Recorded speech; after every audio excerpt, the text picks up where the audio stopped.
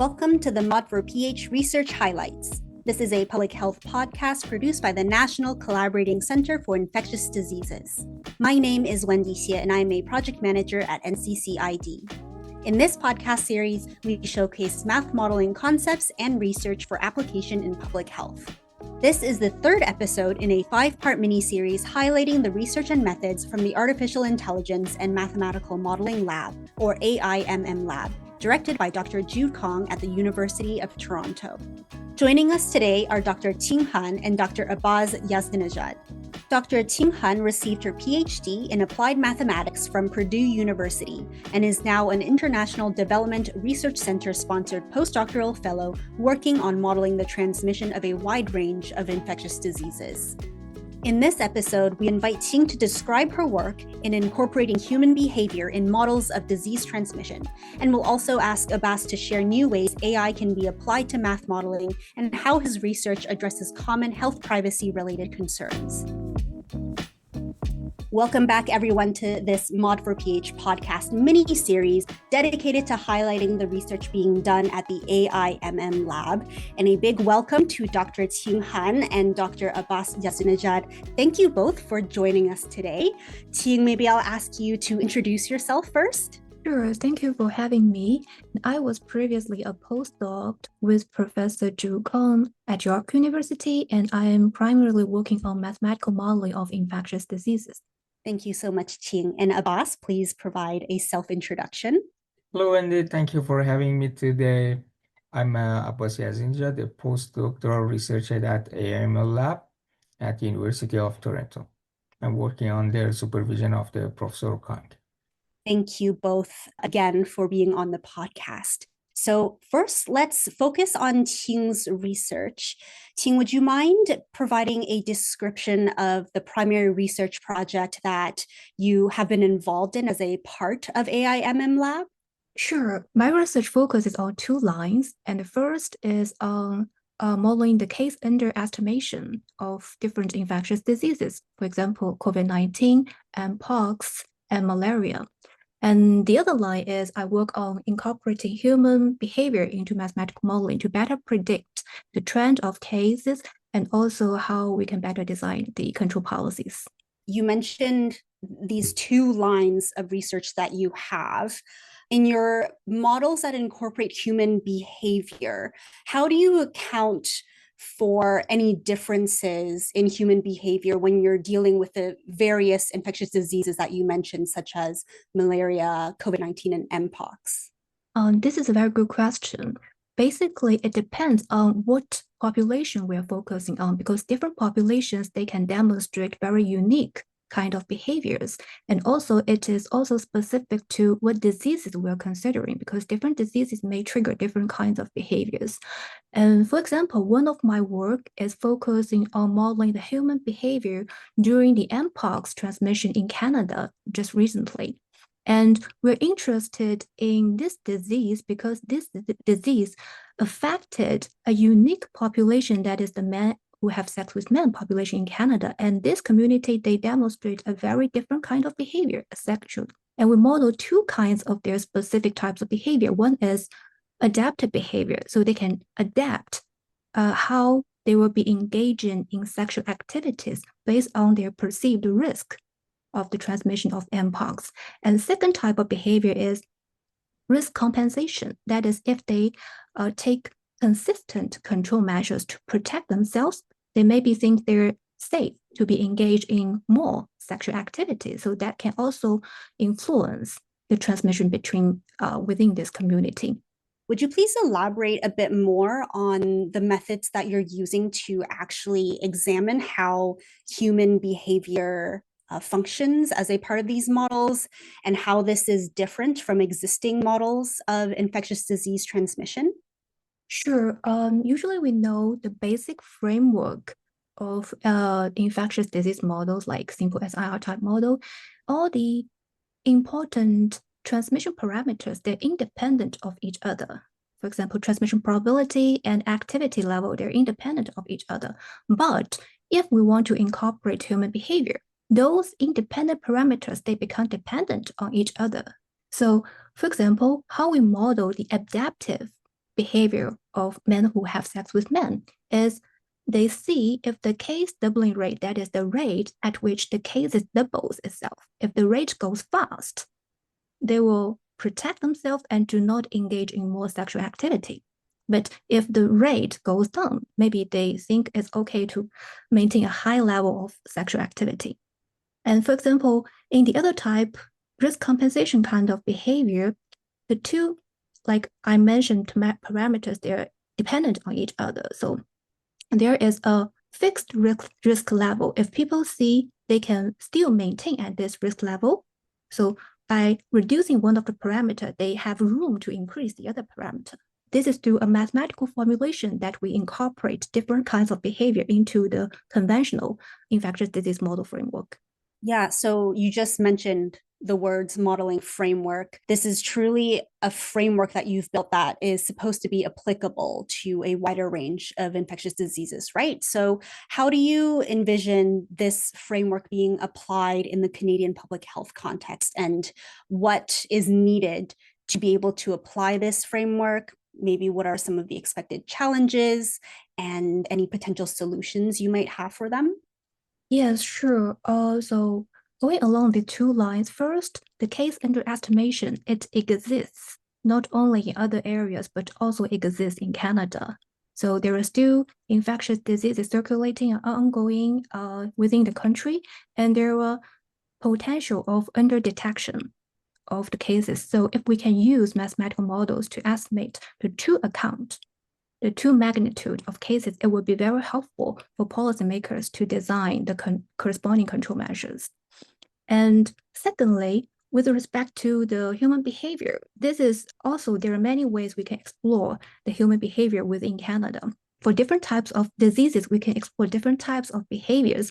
And this is still an important mathematical question, how we can best incorporate behavior in mathematical models. And also, what is the major criteria for selecting the best formulation in a mathematical model, so that we can use this criteria to decide, okay, maybe one formula is better than the other in describing people's behaviors and in predicting cases. So these are still very interesting remaining things to be done. Not only for Canada, not only for certain type of disease, but like for general population and general diseases. That's fantastic, Qing. Thank you so much. I just have a final question for your work. Because human behavior is so population specific, and I know the data surrounding human behavior is challenging to come by, have you experienced any of that kind of data gap or data related challenges when trying to incorporate human behavior in your work? Yeah, basically right now what we can use in terms of data is still the conventional data, like the case data, hospitalization data, and death data. They are data to describe how severe the transmission of the disease is at different times. So in one part, we were thinking like how to model people's risk perception, because these conventional data, they're important quantities to describe how severe people will think the risk is of getting infected. And the other side, when we model the risk compensation, it does not involve any extra data. It uses the existing parameters in the math models to represent people's perceived risk, and we fix that risk at a constant level so that there will be interplay between parameters in the math model. And we are also trying to explore other types of data to describe human behavior, but that may involve the expertise from other disciplines. So we're still exploring the possibility of that, but yeah, this is still an interesting question. That's fantastic. I feel like I really got a better understanding of how you're actually incorporating human behavior into this model. So thank you so much, Qing, for taking the time to describe your work to me. So next, we'll learn a bit more about the research that Abbas is leading. Abbas has been patiently waiting on the side for his turn. So Abbas, would you please share some details about your work as a part of the AIMM lab? For sure. Wendy, I should highlight at MIL Lab, my work focused on designing and developing advanced AI system for air quality and healthcare domain in terms of addressing cybersecurity problems, increasing privacy preserving, utilizing AI governance in this domain. Yes, this is the nature and core of my work. Thank you, Abbas. And as you mentioned, there are multiple aspects of your expertise and your background, and one of which you mentioned is related to data privacy. And of course, any research that involves the use of AI or any type of data always has concerns related to privacy. So, how do you think your research helps to address these concerns in the use of AI and machine learning, especially in the health data landscape? Thank you for asking this question. First of all, I should highlight no one can deny the importance of the data privacy, especially when we apply in the training any AI and machine learning models, because not only we are putting all the data to the model, and some people, especially if you look at the healthcare, we can see a lot of concern about the data sharing as well. So in this regard, in our research, we focus to utilize the power of the federated learning. Instead of sharing the whole data with the AI or any machine learning models, we are utilizing just sending the models parameters to actual server. It increase the privacy, and it provide privacy by design. And also in our research and investigation, we address or intensify this privacy by design via utilizing some advanced cryptography techniques like homomorphic encryption, differential privacy, and also secure multi-party computation and other techniques.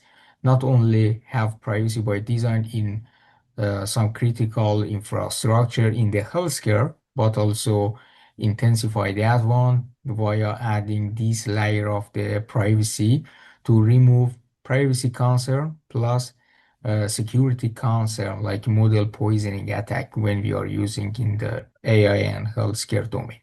So, you mentioned a keyword that has come up before in my conversation with Jude in episode 1, which is federated learning. So we have yet to give a proper definition of federated learning. Would you please elaborate on what federated learning actually means and how this relates to AI governance? Thank you for mentioning this point. Generally, this concept is back to the training of the machine learning. In the current machine learning models or AI system, we feed all the data to model for doing the training purposes.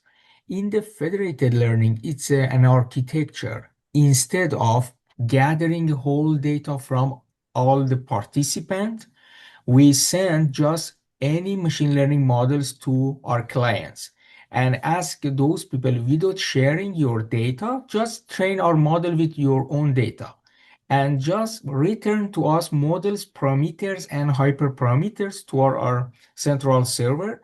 That server is utilize a global model for training. It's use models, parameters, and hyperparameters instead of sharing actual user data. For example, you have one hospital, you have one machine learning model, any deep learning model. You feed all the hospital's data to model for training purposes. You share all the data. In the federated learning scenario, instead of, for example, you have 5 hospitals, instead of asking hospitals their data, you are sending your models, machine learning models, and ask when you train that model, just look at the model's parameters and hyperparameters, share these parameters or actual technical reports regarding the trained model. It's provide privacy by design. And toward the AI governance, one of the capability or criteria we are looking at in AI governance, it's increasing security, privacy, fairness, ethical, and explainability. So when we are utilizing the federated learning, by design, we are addressing privacy, and then we can intensify that one via adding some cryptography methods. like a homomorphic encryption, differential privacy, and any other techniques. We are removing the risk of data leakage.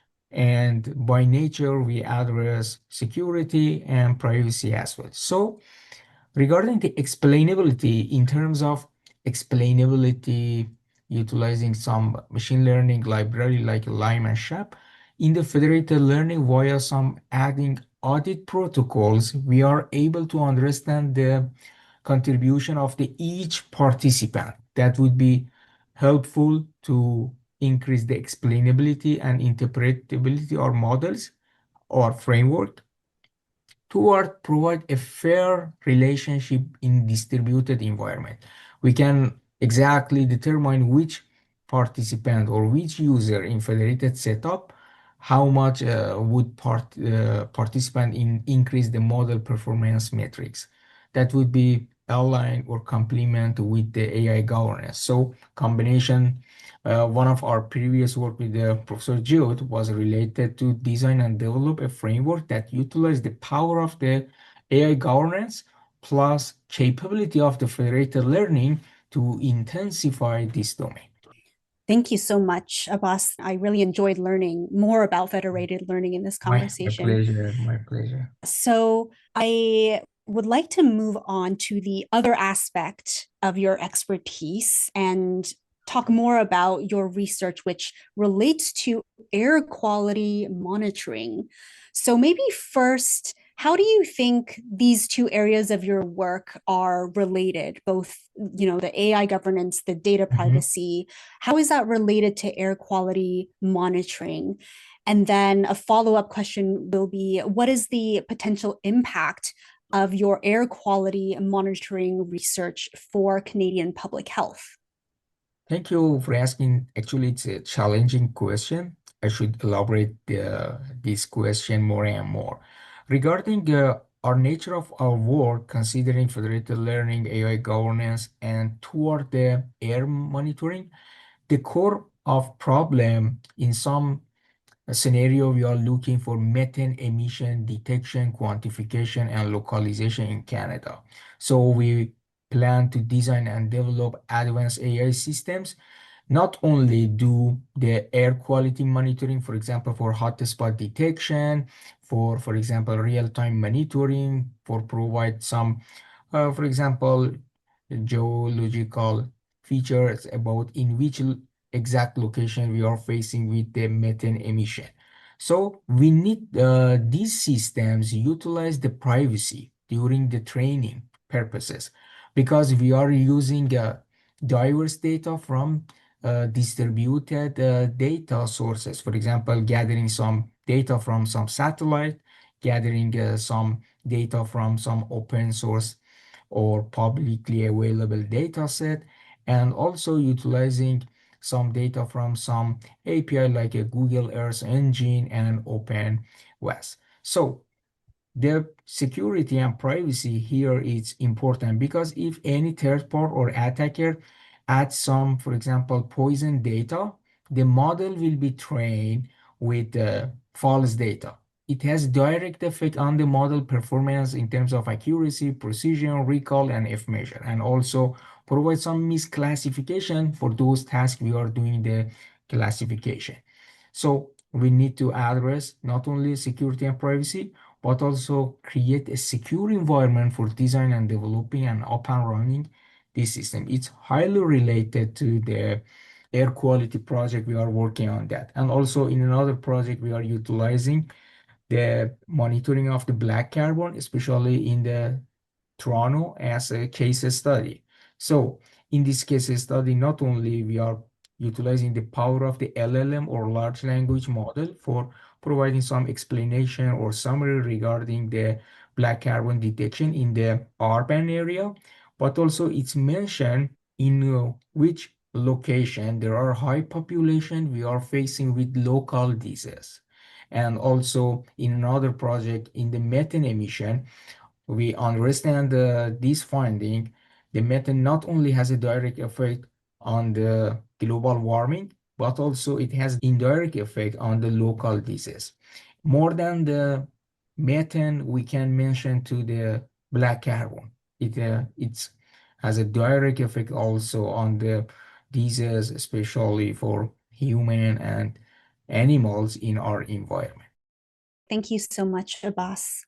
My pleasure. And unfortunately, that is all we have time for today. Thank you to Qing and Abbas for joining us to talk about your work at the AIMM Lab. I'll ask for your final comments or any resources that you would like to share with listeners who are interested in learning more about your work. So let's start with Qing. I would say for all the audience who are interested, we want to continue exploring the capabilities of traditional mathematical models in capturing the short-term and long-term disease dynamics, given there are so many emerging tools right now. Thank you, Qing. And Abbas? Yes, as a final point, I would like to highlight in our digital world these days, we are facing with the ever-rising cyber threats and cyber attacks. So in the academic area, we are utilizing various technology stack to address human or our community problems. So to support the air quality policy, to support the health domain, let's try to build a secure and robust and responsible AI systems because it provides some safety, not only for human, but also for our digital world as well. Thank you both for joining to talk about this very relevant work for Canadian public health and for the world, I think. So before signing off, thank you again. Thank you. Thank you. Bye. This concludes our conversation with Dr. Qing Han and Dr. Abbas Yazdinejad. Please stay tuned for the 4th episode in this 5-part miniseries highlighting the important work from the AIMM Lab. In the next episode, we'll be speaking to Dr. Zara Movahediniya about her work on developing novel early warning systems for respiratory infections using unconventional data, and Dr. Gelon Eyana Zode on his work in developing AI tools for disease surveillance, diagnoses, and equitable healthcare delivery for low-resource communities.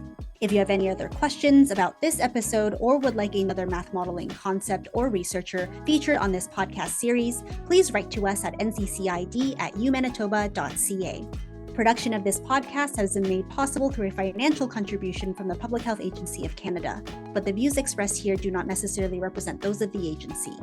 Learn more at nccid.ca.